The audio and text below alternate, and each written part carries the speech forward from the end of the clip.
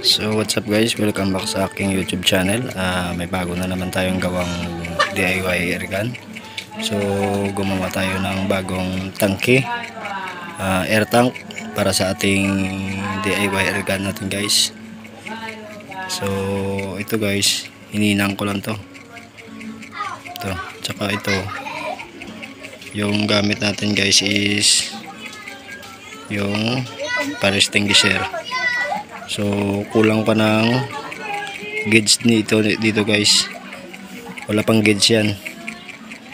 So yan guys. So ito hininang ko lang to. Saka dito guys, lagyan ko na lang ng ano yan, ng epoxy. So ganyan siya guys. Yan. Yung pito ng motor. So subukan nating karga ng hangin guys.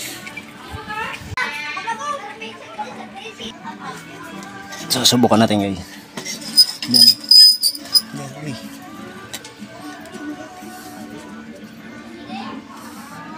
So yun. So subukan natin kargahan guys.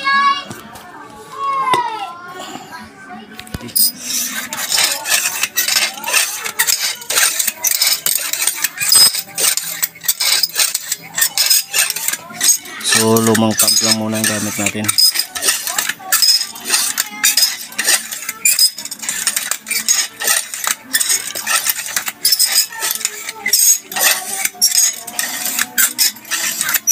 So tama na yan guys. So kunin na natin. So subukan natin guys.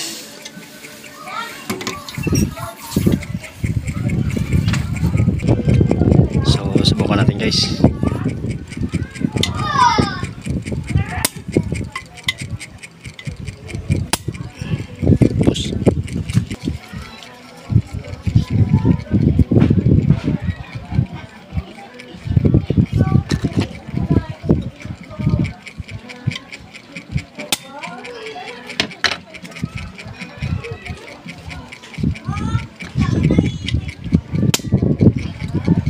Lakas guys.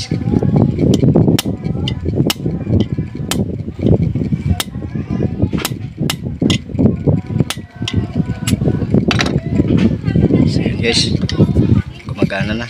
So ito pala yung nasa loob guys.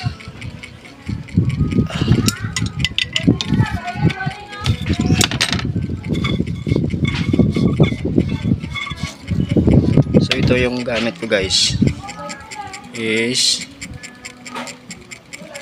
nut ito ng sasakyan, yung nasa truck. Nut ito ng truck guys, yung sa gulong. Yan, sa gulong yan guys. Tapos ito gamit ko is sa fire extinguisher. So nilagyan ko lang muna ito ng harang guys kasi wala pa tayong gauge. So pag may gauge na tayo, tsaka natin tatanggalin to. Saka ito yung outer ya. Dito lalagay yung barrel natin guys. So ganyan lang. Pag may sira sa loob, madali lang natin papalitan at maayos natin dito guys. So pinalitan ko rin to yung spring guys.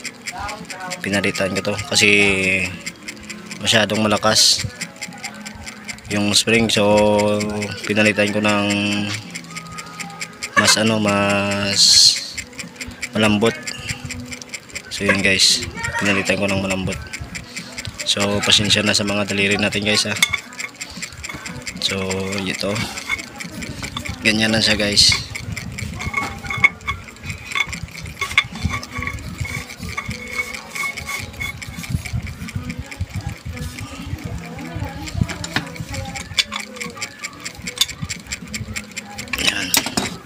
Dito nakalagay yung o-ring guys.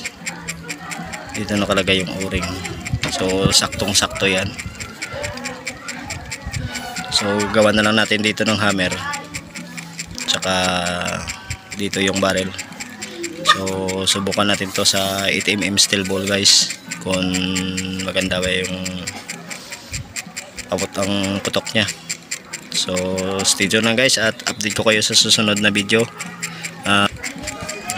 Pag nagawa na natin to ng bat, tsaka may barrel na tayong nakita, tsaka gawa na lang natin dito ng trigger. So gagawa pa tayo tong trigger guys, yung ano lang, yung hammer type lang guys, para mas madaling ano. Tapos dito na lang nakalagay yung ano, tsaka dito na lang tayo maglalagay ng bolt action guys. So yun, stay tuned lang guys, at maraming salamat sa ating munting channel. Paki-subscribe naman kung bago ka pa lang sa aking YouTube channel. So yun, maraming salamat, at ngayon na tayo nakapag-video. So yun guys, stay tuned lang at update ko kayo sa susunod na video. Maraming salamat at God bless.